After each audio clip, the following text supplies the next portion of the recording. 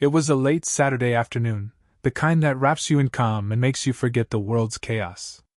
Sarah Miller stood at the grill on their sprawling backyard deck, the aroma of rosemary chicken wafting through the air.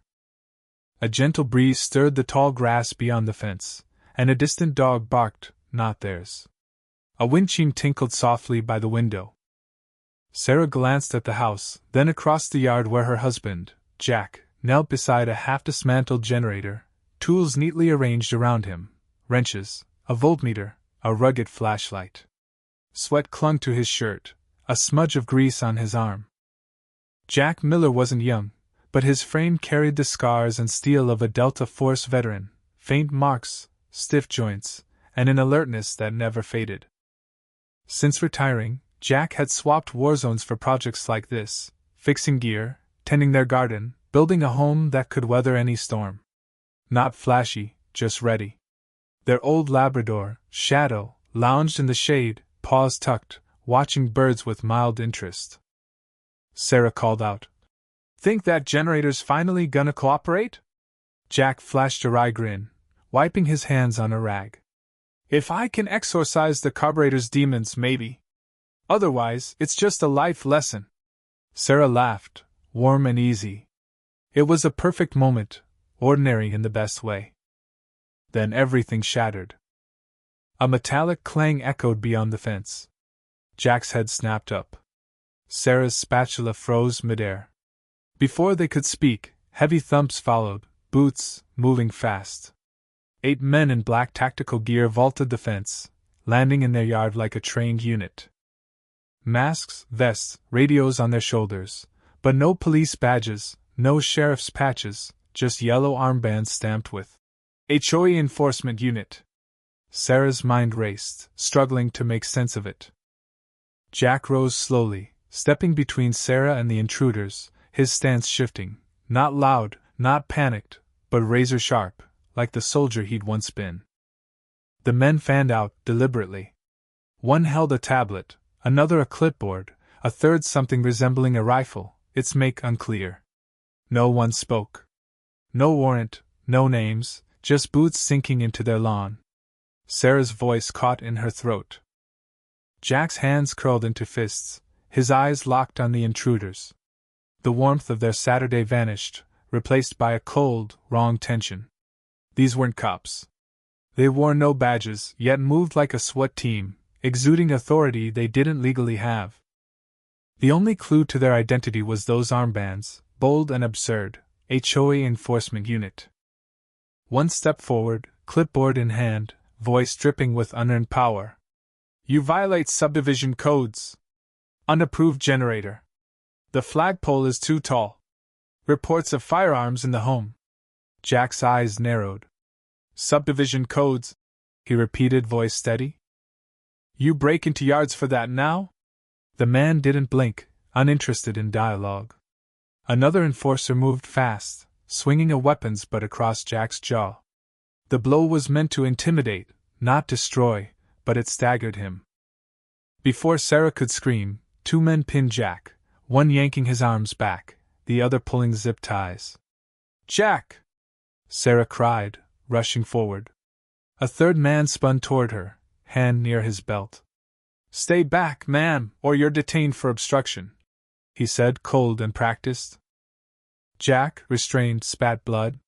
"What authority are you claiming?" The leader smirked. "HOA compliance. You don't follow rules, we respond." Sarah's heart pounded. This wasn't a prank or a mix-up. These men moved with confidence, coordination, and zero regard for the law. One strolled past her toward the garage, muttering, "I'll check inside." Tools clattered, drawers were yanked open. Shadow barked from under the deck, sensing the violation. The scene wasn't loud chaos. It was controlled, calculated, like these men knew exactly how far they could push before any one official cared. Sarah grabbed her phone, praying it wasn't too late. Her hands shook as she dialed 911. Each ring stretched endlessly. 911, what's your emergency?" Sarah's voice cracked. "Armed men are on our property. 8 of them. They attacked my husband, they're in our garage, wearing tactical gear, saying their HOA. A pause. The dispatcher's tone was flat.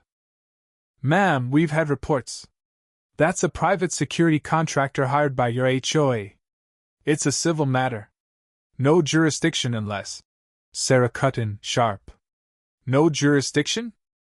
They hit my husband. He's bleeding, zip-tied. This is assault. Another pause. If you believe a contract was violated, contact your HOA or legal counsel.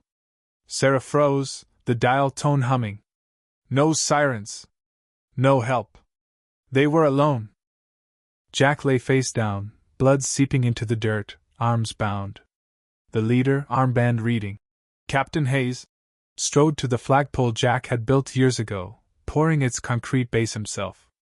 Hayes unclipped the flag, let it fall, and ground it under his boot. This ain't Kabul, soldier, he sneered. You don't call the shots. Sarah's breath caught. It wasn't just an insult, it was a power play, defiling something sacred. Then came a growl. Shadow, their 12-year-old dog, crept from under the deck, ears low, guarding. An enforcer, wiry and cold-eyed, noticed. Get lost, he snapped. Shadow stood firm, confused but loyal. Without warning, the man kicked Shadow hard in the side.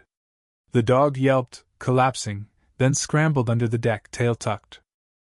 Sarah gasped, but Jack saw it. His shoulders relaxed, not from defeat, but focus. His breathing slowed, eyes sharpened. The soldier was back. This wasn't a battlefield, but it had all the markers: bad intel, hostile ground, no backup. He'd faced worse. The kick to Shadow wasn't just cruelty, it was a mistake. A personal line crossed. Jack tested the zip ties. Dirt and blood had weakened them. One sharp pull, and they snapped. In a fluid motion, he rolled, drove an elbow into the enforcer, pinning him, and grabbed a metal rod from the ground, an old antenna shaft. Rising, he swung it into another man's leg, dropping him. 3 steps to the garage. The intruders had pried open his steel weapons case, leaving it exposed. Inside, untouched, was his M16, registered, legal, semi-automatic. Jack lifted it, chambered a round, and stepped out. 8 men had invaded. 3 were in range. He didn't shout or threaten. He fired. First shot, thigh, dropping the man near Sarah. Second, center mass, hitting a vest, knocking another back, winded. Third, shoulder, spinning the dog kicker to the ground. 7 seconds. 3 down. No deaths, just enough to stop them. The remaining enforcers froze, their formation collapsing. Jack stood at the garage, rifle steady, eyes cold. The message was clear: it's over unless you push it. The youngest intruder, mask slipping, dropped his weapon and sprinted away. Another raised his hands, stammering, "We're not here to fight. Just compliance." Jack didn't reply. His silence was louder than their excuses. Panic spread. The others stumbled over garden beds, tripping on hoses, fleeing to a black van. Tires screeched as it tore out of the cul-de-sac, leaving dust and defeat. Sarah, phone still recording, hadn't moved. Jack stood firm, watching the horizon. Shadow limped to his side, lying close. The ground was theirs again, not by noise but by resolve. 12 minutes later, a sheriff's car rolled up, no sirens. 2 deputies stepped out, hands near their holsters. Jack slung his rifle, muzzle down. Sarah spoke first, hands up. "They're gone. Black van. We have video." The deputies watched the footage: fence jumping, assault, dog kicking, flag defiling. The older deputy, face weathered, shook his head. "No badges, no warrant, assaulted you, kicked your dog, and they're not cops. Just HOA thugs." He glanced at Jack. "They picked the wrong house. The rifle was checked, registered, and legal. No arrests, no tickets." The deputy patted Jack's shoulder. "Off the record?" "I'd have done the same." By Monday, the story exploded. News screamed, HOA tactical unit shut down after armed clash. Sarah's video was undeniable. The enforcers were unlicensed, hired by a shady contractor, Vince Holt, with a history of violations. The HOA board, exposed for secret deals, resigned amid lawsuits. Neighbors, once wary of Jack's flag or generator, rallied. One brought pie, another shook his hand. You did what we'd all want to. A new HOA board banned private enforcers, opening meetings to all. Jack fixed the fence, replaced the lock. Sarah tended the garden. Shadow limped less each day. The flagpole stood taller, the flag brighter. A reporter asked Jack, "Regret it?" He glanced at Shadow, then the flag. "Freedom's not a board vote. You defend it with choices." She pressed, "Would you do it again?" Jack smiled faintly. 7 seconds, 3 shots. I've had worse Mondays. It wasn't about headlines, it was about home, where you stand. What do you think? Was Jack's response justice or escalation? Drop your thoughts in the comments. Let's debate where the line is when someone crosses it. Share this story, subscribe, and let us know, how far would you go to protect what's yours?